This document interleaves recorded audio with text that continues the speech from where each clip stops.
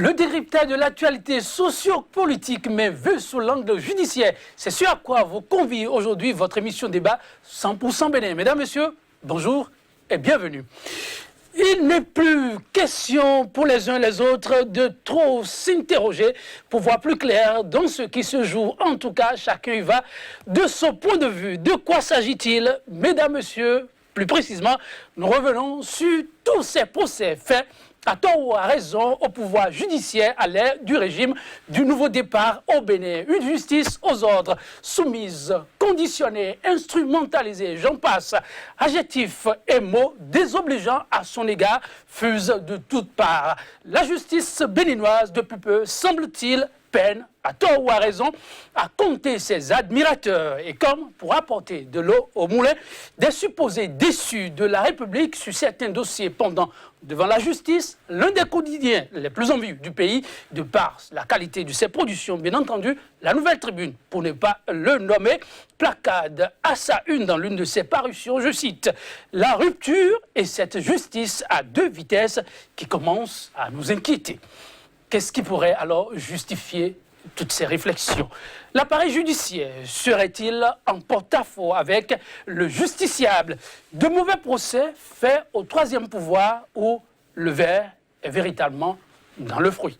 Ce sont là quelques-unes des interrogations et bien d'autres qui viendront donc meubler ce numéro de votre émission débat. Et ce sera autour du thème « Le pouvoir judiciaire face au régime du nouveau départ au Bénin ». L'impartialité de la justice désormais mise en cause. Les analyses seront faites d'un moment à un autre et ce sera avec un homme de droit et un éditorialiste. D'abord, Victor Topanou, professeur de droit. Il fut ministre de la Justice et déjà confortablement installé, vous le constatez. Victor Topanou, bonjour. Bonjour. Comment allez-vous? Très bien. Heureux de vous recevoir sur ce plateau. C'est un plaisir partagé. Merci bien. En face de lui, on ne le présente plus, un habitué de ce plateau, Vincent Folly, c'est son nom, journaliste, éditorialiste. Il est le directeur de publication et promoteur du quotidien béninois d'information, la Nouvelle Tribune. Vincent Folly, bonjour. Bonjour Joël. Et ce matin. Ça va, merci. Ok. Chers invités, on va se retrouver tout à l'heure pour l'instant débat proprement dit, mais ce sera juste après cette transition.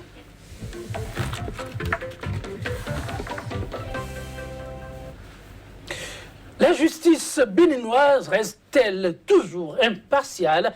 Pour certains observateurs, difficile de répondre par l'affirmative, tant cette décision de justice ces temps-ci aurait prêté à confusion et laissé comme un goût d'inachevé pour plus d'un, loin de vouloir jeter la pierre au troisième pouvoir. Nous tâcherons avec nos invités, à travers le décryptage de certains faits marquant l'actualité, d'analyser quelques-unes de ces décisions tout en appréciant certaines des appréhensions des citoyens.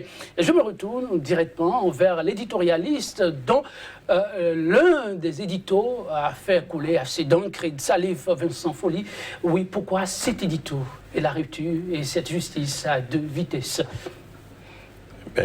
Merci Joël. D'abord, je dois exprimer ma joie de me retrouver avec un vieux ami qui est une des sommités du droit de notre pays. Et il sait que je l'admire. Il est maître de conférence du CAMES et il est enseignant. Et moi, tout petit éditorialiste, je me retrouve à côté. Mais je veux rappeler que c'est une vieille amitié qui nous unit un peu de loin. Hein. Et professeur, j'ai eu l'honneur quand je dirigeais un journal que je ne veux pas nommer, il y a une vingtaine d'années.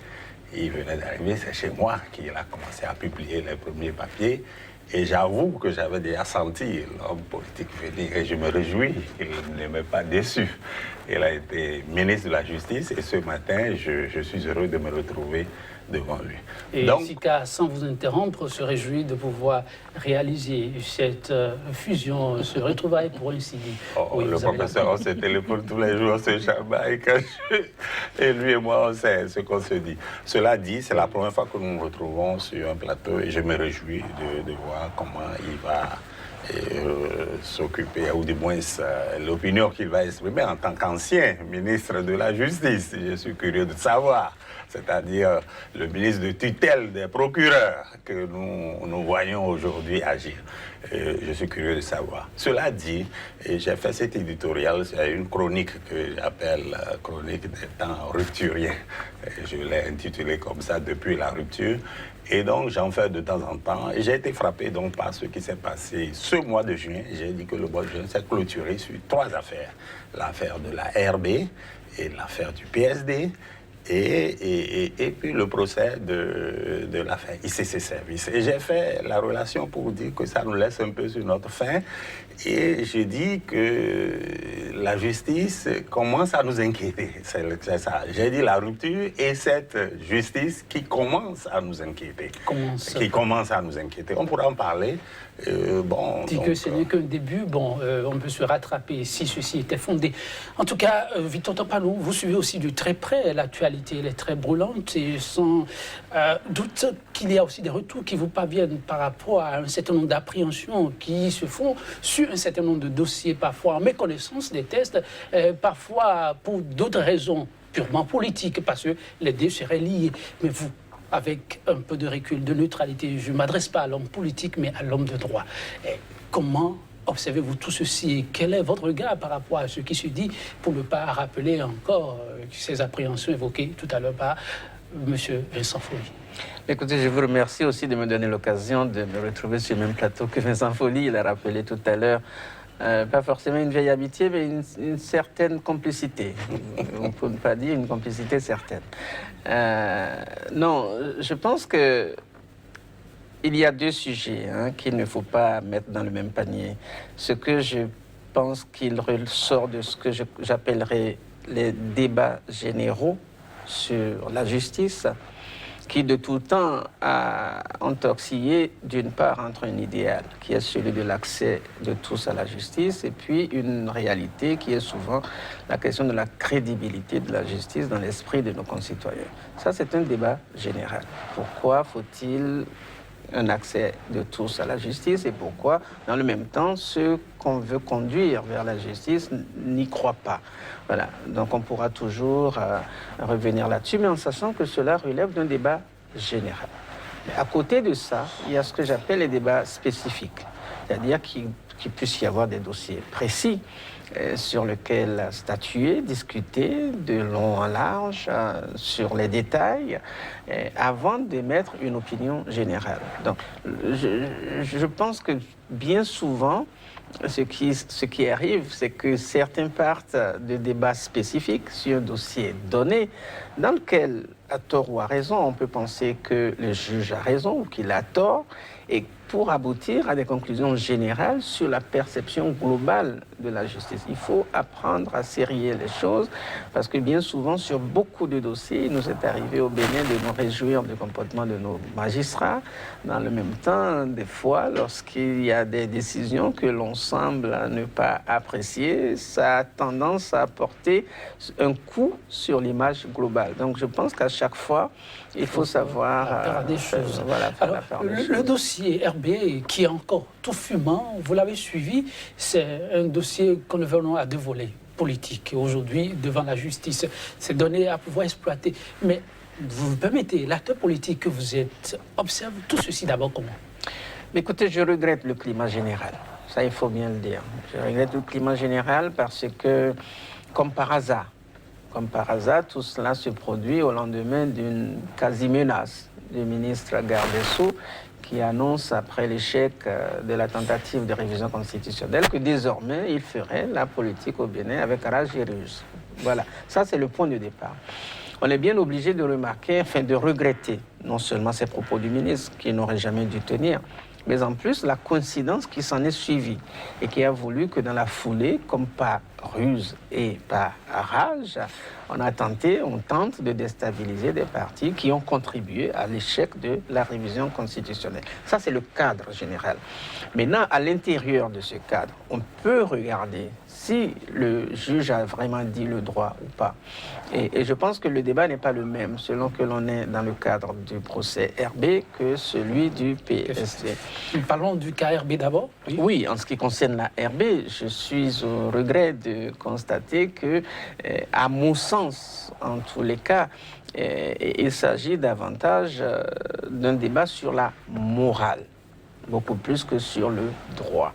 Parce que le procureur qui est chargé des réquisitions au nom de la société, c'est faire des réquisitions dans tous les cas, aussi bien sur le droit que sur la morale. Et ce qui est en cours dans le cas de la RB, c'est d'abord une question morale, avant d'être une question juridique. Ce que je sais, l'élément technique qui, me semble-t-il, est déterminant, c'est que selon les tests de la RB, lorsqu'il n'y a pas de congrès, il y a deux façons de les convoquer. La première façon, c'est le président qui convoque. Et quand le président ne le fait pas pour des raisons diverses, une majorité qualifiée de 2/3 peut convoquer. Mais que ce soit le président qui convoque ou que ce soit les 2/3 qui exigent la convocation, dans tous les cas de figure, c'est le président qui envoie les lettres de convocation. En l'espèce, il me semble que le président de la RB n'a jamais voulu exécuter l'injonction des 2/3 alors qu'il aurait dû le faire. Donc le problème qui s'est posé, c'est de savoir ce qui se passe juridiquement lorsque les 2/3 demandent et que le président s'y oppose. Voilà. Et c'était sur ça que le juge devait statuer. Et le juge a estimé qu'il fallait donc donner cours au fondeur, entre guillemets, puisque en s'opposant à ce que les gens appelaient l'inopposabilité des décisions issues du Congrès, en s'opposant à cette inopposabilité, le juge a de fait ouvert la voie à ce qui s'est passé après. Oui, Vincent Folly, c'était pour vous une donnée qu'on pouvait quand même éviter, parable. Bon, avant de répondre à la question, je voudrais rebondir sur ce que le professeur a dit. Je n'aurai pas la prudence du professeur Tampanou parce que moi je ne suis pas spécialiste de droit, j'ai fait un peu de droit dans le journalisme, mais je n'ai pas la prétention de connaître autant que lui. Mais moi je suis, je peux dire, un observateur de la vie politique et je regarde les choses.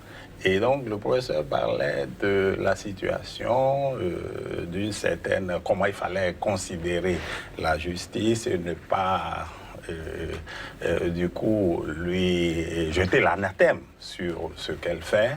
Mais je dis que, moi, mon interrogation dans mon édito allait dans le sens de quoi? J'ai dit, le titre était la rupture, c'est-à-dire le mouvement qui se conduit actuellement, qui s'appelle rupture ou nouveau départ ou je ne sais quoi, et cette justice qui commence à nous inquiéter. Parce que, on peut dire, trop, c'est trop. Il y a eu d'abord cette décision sur le PPA2. Sur l'affaire PPA2, c'est-à-dire cette affaire qui a défrayé la chronique sur la consommation de l'aide des Pays-Bas. Et tout le monde savait ce qui s'était passé. Et puis nous étions là, par surprise, le procès nous a tous surpris.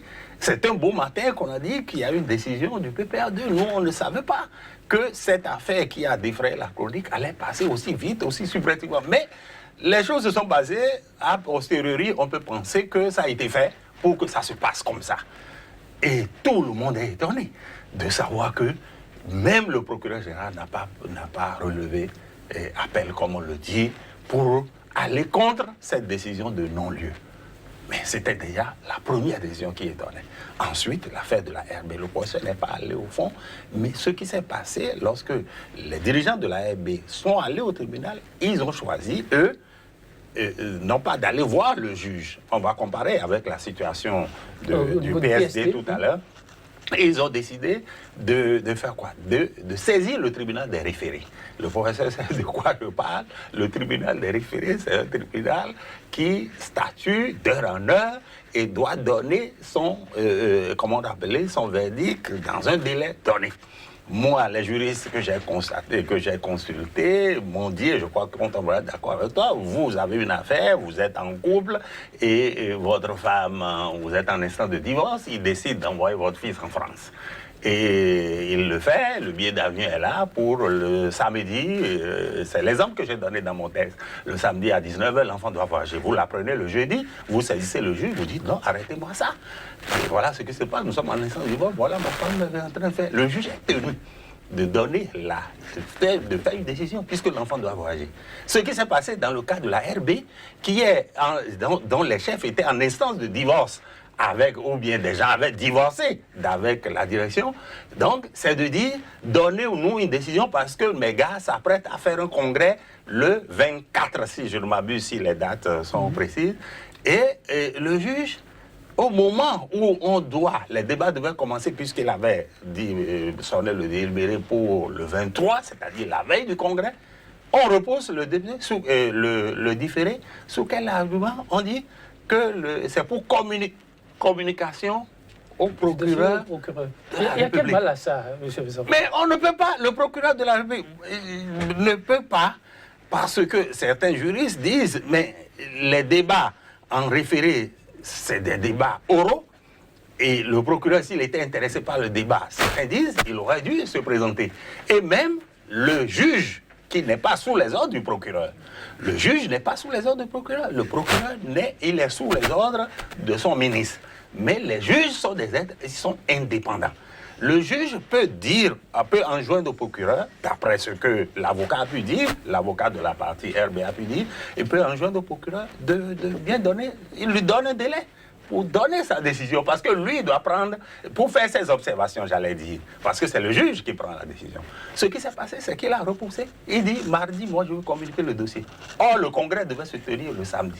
Voilà le problème de la RB. Oui. Donc, il y avait une décision à prendre, et la justice, de mon point de vue, a failli, et l'avocat a parlé, l'avocat des dirigeants légaux, en griffe de la RB. Moi, je ne vais pas dans le fond du dossier. Le dossier n'est qu'en référé. Le fond, personne ne dit, on regarde les choses, le professeur pourra confirmer, et on pourra dire, mais qui assaut, au vu des thèses, qu'est-ce qui se passe? Moi, j'interdis le congrès. Est-ce vraiment un coup de main aux frondeurs, comme on le dit? Oui.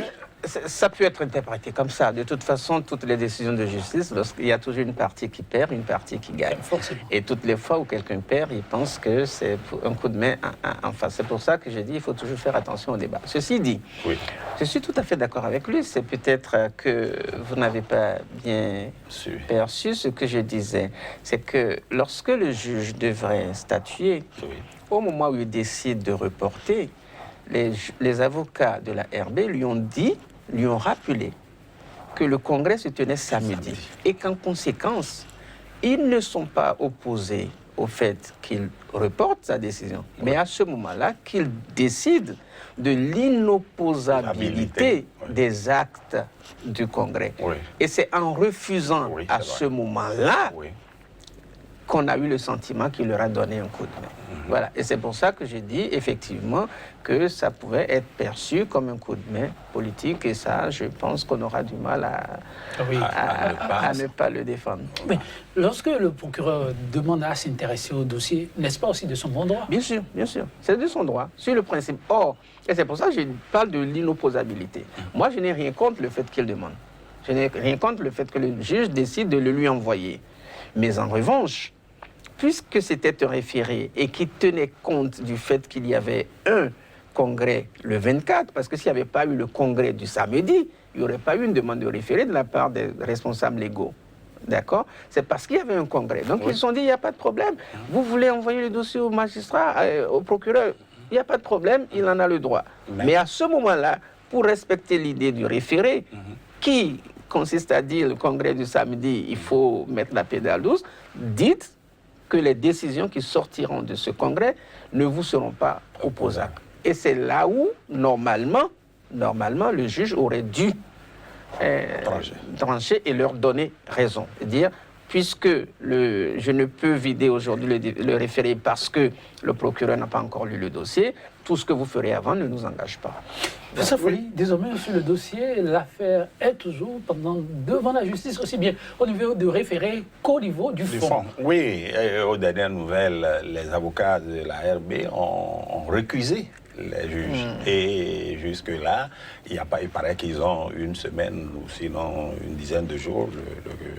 L'ancien garde de Sceaux pourra me confirmer. En tout cas, ils ont un délai pour pouvoir dire s'ils veulent rester dans le procès ou alors ils se déportent. Je crois que c'est l'expression qu'ils utilisent. Tout à fait. Mais donc, c'est une donnée nouvelle, mais qui ne change pas parce que le congrès a déjà eu lieu. Donc, il y a déjà un acte qui est posé. C'est ça qui est grave. Et or, c'est le Congrès qui voulait empêcher. Maintenant, ils feront le débat sur le fond et ça prendra le temps qu'il faut. Et c'est vraiment dommage parce que le juge avait la possibilité de faire autre chose, à savoir d'interdire, ne serait-ce que pour essayer de voir les partis, pour qu'ils leur donnent la possibilité d'aller au fond. Parce que c'est au fond qu'on pourra dire qui a raison, est-ce que les 2 tiers contre le tiers restant avaient le droit d'organiser le congrès. Et ça, c'est un débat de fond. Et dans un pays de droit, je crois qu'il faut faire tous les débats. Et de manière quand même assez démocratique, j'allais dire, de scientifique pour parler des hommes de droit. Mais j'ai l'impression qu'on a dans ce procès, j'ai l'impression qu'ils ont reçu des ordres de leur tutelle. Une fois de plus, il faudra toujours avoir présent à l'esprit que tant que le fond n'est pas vidé, les décisions du Congrès n'engagent que les fondeurs. Ah oui. Et que les... À ce point? Ah oui. Ah oui. Ah oui, puisqu'il n'y a pas eu de décision de justice. Donc, dans mon esprit à moi, et sur le plan politique, il y a désormais 2 RB. Et ça fait partie des sujets sur lesquels le juge devra statuer. On a connu ici le PRD, le PRD Nouvelle Génération, de feu Kamarou Fassassi. C'est exactement la même chose dans mon esprit. Et tant qu'il n'y a pas eu de décision de justice, malheureusement, ils vont tous continuer de s'appeler RB, jusqu'à ce que la décision de justice intervienne. Et à ce moment-là, peut-être il y aura RB Nouvelle Génération ou RB autre chose. Même une décision émanant d'un ministre de l'Intérieur... ça n'est pas une décision. Ce n'est pas une décision. Non. Donc si demain... il a pris acte. Si demain, il s'avérait que les Béninois devraient aller aux unes. Ce n'est pas extraordinaire. Oui. Donc, on peut se retrouver avec 2 RB dans le contexte actuel. C'est arrivé avec le PRD. Mais à ce moment-là, une fois de plus, comme je dis, si vous rentrez dans le factuel, c'est-à-dire dans le politique, là, en l'espèce, on a bien vu la RB avec tous ses attributs aller soutenir le candidat Zissou, mais que ce que j'appelle la RB substantielle, c'est-à-dire le président Soglo, quand il a dit « je ne veux pas ça », mais la RB n'a rien fait. Oui. Donc, jusqu'à nouvel ordre, la RB substantielle, comme je dis, c'est encore la famille Soglo, qu'on ne veuille pas, qu'on aime ou qu'on n'aime pas, qu'on ait des choses à lui reprocher ou pas. Jusqu'à nouvel ordre, la RB substantielle, c'est la RB dont le président est Léa Soglo. Mais la deuxième RB des fondeurs est présidée par Azizi Nokou.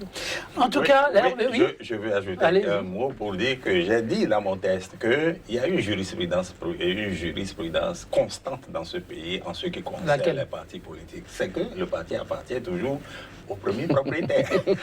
Au premier propriétaire. Je ne dirais pas les choses comme ça. Dans le cas du PRD, si le PRD de Kamarou Fassassi est devenu Nouvelle Génération, parce qu'on lui a dit d'aller créer son parti. Si vous voulez quitter le parti, vous n'en prenez pas les attributs, vous allez créer un parti. C'est la même jurisprudence qui a été dans l'affaire des protestants méthodistes. Ils avaient le droit de leur côté, ceux qui étaient du côté de ce qu'on appelle le PMB. Il y avait l'autre, le PMBC, qui a été créé. Maintenant, par un jeu miraculeux, les deux sont ensemble. Mais il y avait une décision de justice en faveur de ceux qui possédaient on revient sur les dossiers. Donc, il n'y aura pas de RB, pas de RB de votre point de vue. Mais aujourd'hui, il y en a 2. Oui. Oui, la RB devant la justice, mais le PSD aussi. Et on a tout fait de parallèles entre les 2 situations. Mais Victor Tokpanou, est-ce que les 2 cas se ressemblent? Non, dans le contexte politique, oui. Ici, c'est le contexte de la ruse et de la rage, oui. Mais sur le plan juridique, effectivement, ce n'est pas le même cas. Puisque dans ce cas d'espèce, on nous annonce que le juge a interdit le congrès prévu par le président de fait, Emmanuel Golou, au motif que son remplacement, son élection, bref, les résultats du congrès qu'il a porté président n'avaient pas été régulièrement transmis au ministère de l'Intérieur. Et donc, au regard des autorités ministérielles, le président Amoussou continuerait d'être le président légal. C'est ça le problème juridique au niveau du PSD. J'avoue qu'à titre personnel, et ça n'engage que moi, je trouve ça bien triste. Je trouve surtout triste la motivation du juge. Parce que, comme j'ai dit, il peut y avoir, c'est vrai, des erreurs administratives. C'est vrai que ça compte sur le plan juridique. Mais en même temps, il y a ce qu'on appelle la gestion de fait. Depuis au moins 5 ans, tout le monde sait que le nouveau visage du PSD s'appelle Emmanuel Golou. Que dans tous les actes publics du parti, c'était lui. À l'intérieur comme à l'extérieur. Donc ça aussi, comme rappelait tout à l'heure Vincent Folly, c'est aussi une constante jurisprudentielle. Vous savez, je fais même le parallèle avec le droit international. Le Bénin a perdu l'île de l'été, non pas parce que sur les papiers on avait perdu, que ça ne nous appartenait pas. Au contraire, on a perdu simplement parce que les autorités judiciaires ont estimé que la gestion quotidienne depuis 1960 de l'île de l'été relevait du Niger. Point barre. C'est ce qu'on appelle la réalité de la gestion. Et ça compte aussi. Donc, un juge qui refuse délibérément de regarder ça et dire, en fait, comme si de rien n'a été depuis ces 5 dernières années. Parce que cette décision, voilà ce que ça veut dire. C'est-à-dire que depuis ces 5 dernières années, aucun des actes, en interne comme en externe, d'Emmanuel Golou n'a d'existence. À ce moment-là, on fait quoi? Avant de revenir sur l'impact que pourrait avoir cette décision, dites Vincent Folly, mais est-ce qu'on ne peut pas comprendre l'idée qui sous-tend cette démarche? Il paraît que Bruno Amoussou fait suffisamment la cohésion et ça peut aider à fédérer les énergies et ramener les frondeurs et l'aile toujours autour d'une même table pour la relance du parti. Vous ne partagez pas ce point de vue? En une phrase, je vais régler ce problème avant de revenir avec... je parlerai sous le contrôle du professeur pour revenir sur la forme de la décision d'interdiction du congrès du PSD. Et oui, vous dites qu'il ferait l'unanimité. Moi, le président Bruno Amoussou, je le connais. Nous sommes presque complices, presque amis. Complices? Oui. Intéressant, savoir. Il y a une complicité. Non, c'est un monsieur d'une très forte personnalité qui aurait pu diriger ce pays. Il avait tous les atouts, mais dans notre pays, il y a l'arithmétique. Il vient d'un département qui n'est pas aussi peuplé que les autres. Et puis, chez nous, le président Bruno Amoussou, qui est un homme brillant, et ne peut pas passer parce que l'unanimité dans notre pays va toujours vers quelqu'un qu'on peut manipuler, qu'on peut gruger ou bien qui peut vous servir. Bon, ce n'est pas toujours le cas. Nous ne choisissons pas toujours, je l'ai dit dans mon test, le meilleur d'entre nous. On choisit toujours par défaut dans notre pays. On pourra revenir sur le sujet. Mais cela dit, je veux aborder l'aspect technique. Non, mais vous n'avez pas répondu à la question. Vous mettez un peu en doute le caractère de l'homme à fédérer les énergies. Si, à cet âge, il a 78 ans, M. Amoussou, et il en vient à dire, après avoir démissionné officiellement du parti, lui et moi, on a discuté de cette démission qui s'était faite un peu subrepticement, et je lui ai dit, mais il fallait attendre un congrès. Il m'a dit non, il était un peu fatigué. Je ne livre pas des confidences, mais il dit qu'il était fatigué parce que les gens ne s'entendaient pas autour de lui. Il y avait le groupe de Monchor, de Massoubodji, de Golou, justement. Et il dit, ils n'ont qu'à se débrouiller. De mon point de vue, il m'avait fait la confidence par le passé. Et je regrette que ce soit à 78 ans qu'il se découvre encore ses qualités. Ça veut dire que c'est un petit échec pour lui qui a fondé le parti Bouens, qui est l'un des fondateurs du parti. Et je trouve que ce n'est pas très bon. Vous pensez que l'autre casquette, souvent collée à l'homme, est mise en branle? C'est du renard ou je ne sais pas. Non, le renard, il y a beaucoup de renards dans le pays. Donc, un renard en cache un autre. Donc, je veux revenir à la forme du procès. Je parle sous le contrôle du professeur. C'est en comparant la décision. Ici, c'est une ordonnance du juge Jacques Moussou. Je donne son nom. C'est une ordonnance du juge qui a décidé, qui a donné, qui a interdit le congrès du PSD. Ça me gêne un peu. En quoi? Le procès en référé permet aux deux parties de se retrouver contradictoirement. Les pièces, vos pièces. On discute. Je crois que les procès en référé, j'ai assisté à un certain nombre, il y a possibilité du contradictoire. Alors que l'ordonnance, c'est le juge qui rentre avec quelque chose que le plaignant rédige et il lui dit, voici ce que j'ai. L'autre partie n'est pas là. C'est ce qui s'est passé. C'est l'avocat de, si je ne m'abuse, oui, l'avocat, je passe sous le contrôle du professeur, l'avocat de Bruna Moussou qui a rédigé une ordonnance que le juge signe. C'est comme ça que ça se passe. Et il dit, bon voilà, sur cette base, moi je te signe. On a vu des juges signer des ordonnances contradictoires. Hein, c'est-à-dire une partie vient, il dit quelque chose, le juge vient encore, il vient dire, et on se retrouve au fond maintenant.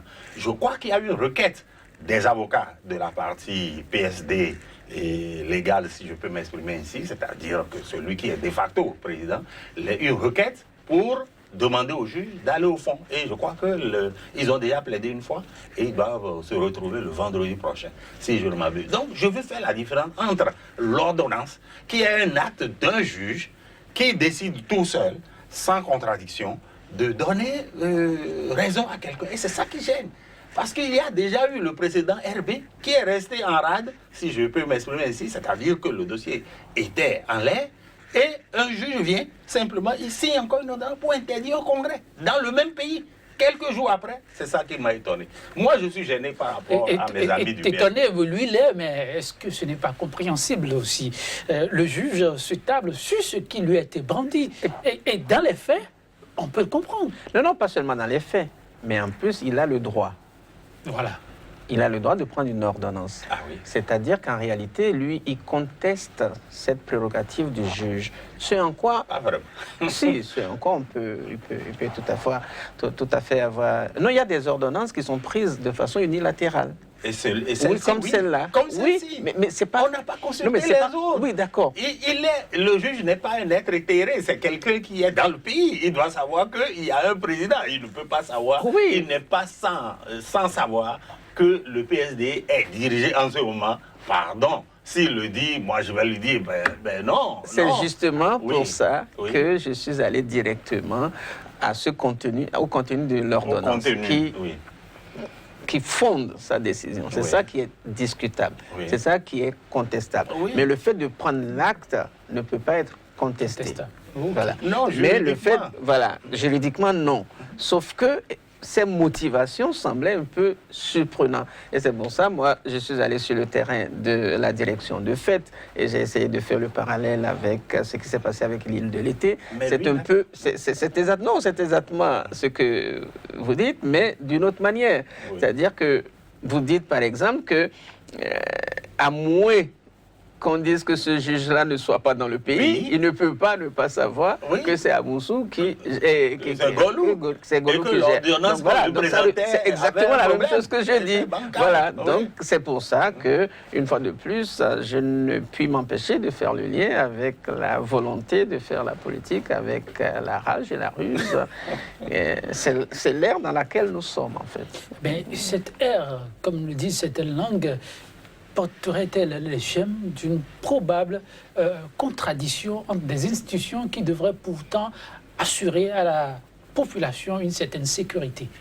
Non, sauf en cas de jurisprudence constante, les décisions des juges peuvent, entre guillemets, apparaître comme étant contradictoires, mais en réalité, le juge est libre, il juge en fonction de sa conscience, comme on dit. Et non seulement en fonction de sa conscience, mais sur le fondement de la loi. Voilà. Il n'est que l'interprète, mais il y a des situations dans lesquelles sa conscience est appelée. Donc, on peut avoir le sentiment qu'il y a des décisions contradictoires, mais quand vous les regardez très bien, vous vous rendez compte que ça relève de l'office du juge, quoi, tout simplement. Oh, oui, Vincent Faury. Non, le professeur est très gentil. Moi, je dis qu'on ne peut pas détacher sur les deux décisions du contexte politique actuel. Et le contexte politique est très clair. Aujourd'hui, le garde des Sceaux est devenu très, très puissant. Aujourd'hui, on a comment? les preuves. C'est il est avec très les mêmes puissant. tests. Il a toujours été puissant, il pourra me le confirmer, le garde des Sceaux. Vous avez dit aujourd'hui. Oui, il est encore devenu impuissant, et très puissant, parce que vous observez, on va créer des tribunaux du commerce. Et il y a une sorte de, comment on peut dire, carambolage dans le milieu des juges, j'utilise le mot un peu comme ça, pour dire que beaucoup de gens veulent aller au tribunal du commerce pour les raisons que vous devinez. Il y a aussi que des juridictions n'ont pas encore de titulaires. Les gens, les juges sont des hommes, hein. Et donc, moi, je dis, on ne peut pas détacher ça. Vous voulez être titulaire, donc voici un dossier. Moi, je ne sais pas. C'est une suspicion. C'est une suspicion légitime. Je ne sais pas. Elle est légitime. Et je dis, on ne peut pas détacher ça, surtout avec ce qui s'est passé. Depuis que le garde des Sceaux actuel est au pouvoir, il y a eu des cas d'immixtion, c'est-à-dire que dans l'affaire du football, et on a refusé, et même dans l'affaire de la RB, il semble que le premier juge, c'est-à-dire qu'on a saisi une ordonnance du juge pour qu'un huissier devait opposer aux congressistes.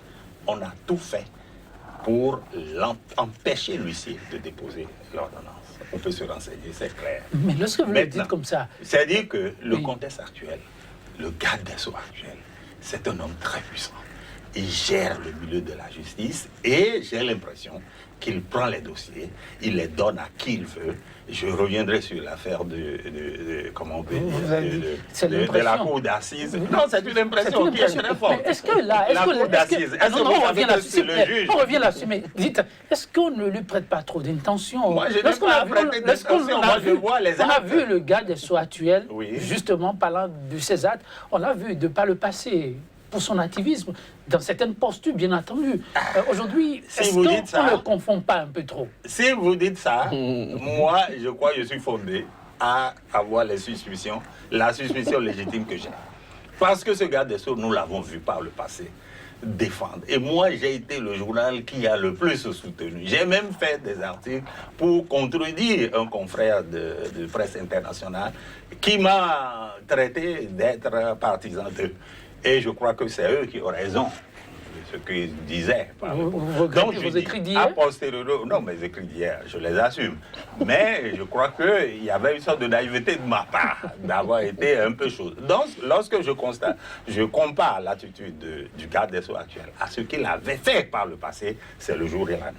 En tout cas, des dossiers, il y en a, il y en aura d'autres, mais un autre qu'on ne saurait passer sous silence sur ce plateau, parce qu'on a commencé par en parler, il s'agit de l'affaire d'ICC Service, l'affaire d'escroquerie qui a été présentée devant la cour d'assises de Cotonou. La suite, on la connaît. Je ne donne pas la parole à Vincent Folly, mais je voudrais m'adresser à Vito Topano. Vous avez suivi un peu l'introduction de ce dossier. Quelles ont été les premières lectures que vous en avez fait? Écoutez, ça dépend. Ça dépend de ce que vous voulez savoir. Aujourd'hui, le dossier est suspendu. Oui. Si c'est ça qui vous préoccupe, j'ai bien compris que c'est parce qu'il y aurait quelques problèmes techniques. Lorsqu'un juge demande la suspension d'un procès, c'est bien forcément parce qu'il y a des problèmes. Mais ce que j'aurais appris, sous réserve de vérification, c'est que manifestement, elle partait à la retraite. Comment ça? Le jour même du procès. Voilà, le jour même du procès, à minuit, elle allait à la retraite. Et face à sa conviction d'être incapable de terminer avant de partir, elle a préféré surseoir.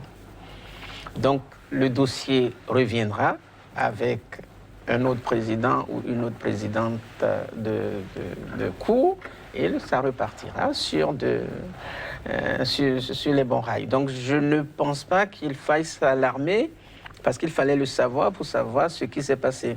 Le débat va reprendre à partir de quand. Personne ne sait. C'est important de rassurer les téléspectateurs et tous ceux-là qui s'interrogent. Mais il y a une interrogation qui est revenue et que je relais ici parce qu'ils ne pourront pas être ici. Je vais parler de ces citoyens. L'interrogation qui est revenue avec fausse détail, c'est de dire, mais tout le monde savait, puisque c'est un calendrier, que l'intéressé devrait faire valoir ses droits à la retraite. Mais pourquoi? Qu'est-ce qui presse pour lancer ce dossier et ensuite se rendre compte que l'homme pourrait demander à mettre en exergue son droit légitime? Non, tout ce que tout le monde ne sait pas, Oui. C'est toujours les délais de procédure. On ne peut jamais anticiper. Même dans la programmation des dossiers, on peut dire on lui donne 15 jours. Mais si au cours de la procédure, il y a des demandes de suspension de chaque côté, etc., on peut bien prévoir 15 jours au départ, mais se retrouver avec 2 mois, 3 mois, ou on peut prévoir 2 mois de débat et se retrouver avec 4 mois. Parce que ça, par contre, ça fait partie de ce qu'on appelle les droits de la défense qui ont absolument, tant que c'est prévu sur le plan procédural, donc sur le plan légal, moi je n'ai absolument aucun problème. Donc là, on a pu penser qu'elle aurait pu régler ça avant la date de sa retraite et que malheureusement le déroulé des débats l'amène à aller au-delà de cette période. À ce moment-là, elle prend acte et puis elle prend la décision la plus responsable. Alors, Vincent Follet, il était possible, excusez-moi, il était possible qu'elle veuille absolument vider avant de partir. Et à ce moment-là, elle aurait eu sous sa conscience d'avoir escamoté un dossier. Oui, Vincent Follet, est-ce que bon nombre de confrères n'ont pas été un peu trop vite en besogne quand on prend les précisions apportées par l'ancien garde des Sceaux? Je ne voudrais pas me dire que il je ne reste que 3 minutes. Oui, mais 3 minutes. Je vais dire rapidement pour dire que je ne serai pas aussi prudent que le garde des Sceaux. Je le comprends. Il a été l'ancien garde des Sceaux. Il a la prudence des chats qui passe à pas mesurer. Mais moi, je n'ai pas cette prudence. Je n'ai aucune tâche. Je peux dire ce que je veux. Mais dans la mesure de ce que je sais, moi, je dis. Et c'est lui qui a révélé tantôt que cette dame allait à la retraite le jour même. C'est moi qui ai précisé ça, à minuit. Mais savez-vous que 2 semaines auparavant, celle qui devait aller à la retraite, dans 2 semaines, on l'a nommée PCA. PCA, c'est-à-dire président de la Cour d'appel. Est-ce que c'est normal? Est-ce que c'est normal que... Oui, c'est normal. Pour raison d'ancienneté. Pour raison d'ancienneté. On ne peut pas nommer un Elle s'en va. Elle s'en va dans 2 semaines. Et puis, on est venu nous programmer. On est venu programmer un dossier aussi important que l'ICC. Ce qui va se passer, moi j'ai dit que notre journal ira au-delà de ce qui s'est passé. Nous irons au fond du dossier ICC. Et le ministre est bien placé pour savoir une partie de ce qui s'est passé dans la période. Moi, je dis, l'affaire ICC ne peut pas être gérée de cette façon-là, après, avec un procès aussi rapide, en interrogeant quelques comparses. Il faut faire venir les gens qui savent ce qui s'est passé. Et moi, je dis, tant qu'on ne fera pas ça, l'affaire ICC restera une nébuleuse. Et ce n'est pas normal. Ce n'est que le procès au pénal. Et ça, ce n'est pas le plus difficile. Hein. Le procès au pénal, savoir si Guy Aklogan et ses comparses ils ont fait un acte délitieux. Tout le monde sait que c'est un crime qu'ils ont commis. C'est de l'escroquerie. Ce n'est pas ça qui est dur. C'est le procès au civil. Comment ça va se passer? Ce procès au civil sera difficile à faire parce qu'il faut identifier les gens à indemniser. Et ce n'est pas le plus facile. Parce que les ordinateurs qui ont servi, où ils sont? Ce comité de crise qui a été créé, quel rôle il a joué? On va parler autant de questions qui trouveront sans doute réponse dans les prochains jours. Vito Tokpanou, par rapport à ce dossier qui va revenir, comme on le dit, quel est le grand souhait de l'homme de droit? Mais juste espérer que les victimes puissent comprendre et au besoin être indemnisées. Alors, sur l'essentiel qui nous a réunis ce matin, ce procès fait à tort ou à raison à la maison de justice qui est là pour accompagner le contribuable béninois Vito Tokpanou. Qu'avez-vous à dire très rapidement? Non, je pense qu'il n'y a pas de construction d'état de droit sans le pilier que constitue la justice. Donc, je ne parlerai pas de prudence, ainsi que me le reprochait l'ami Vincent, mais il faut aussi savoir raison garder, ne pas toujours jeter l'anathème. Dans la maison de justice, je suis d'accord, il y a sans aucun doute quelques galeuses qui font mal le boulot. Mais je pense que nous avons une justice de très très haute qualité, surtout quand on se permet de le comparer aux voisins. Suivez mon regard. Merci beaucoup. Oui, Vincent Follet, qu'avez-vous envie de dire? Non, j'ajouterais qu'il a raison de dire ce qu'il a dit. La justice est l'un des piliers, le plus grand pilier de la démocratie. Et j'ai été écœuré d'entendre que certains juges, lorsqu'on leur a opposé les décisions qu'ils ont prises tout récemment, quelqu'un aurait dit, mais écoutez, les hommes politiques ne veulent pas régler leurs problèmes et ils nous envoient ça. Mais oui, ils vont vous envoyer. parce que c'est ici, c'est la justice qui est le garant de l'état de droit. Que chacun joue son Ah rôle. oui, chacun doit jouer son rôle. Si les hommes politiques balancent leurs problèmes, les juges doivent saisir et rendre la justice au nom du peuple béni. Merci Vincent Folly, merci Victor Topanou. Mesdames, Messieurs, merci à vous d'avoir été une fois encore des nôtres. 100% Bénin, le numéro du jour.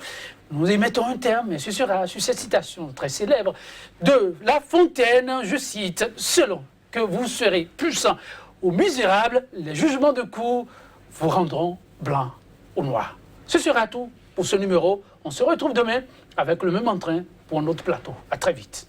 Ah non. Sika TV fait désormais escale dans chacun des pays africains. Escale numéro 1, le Bénin.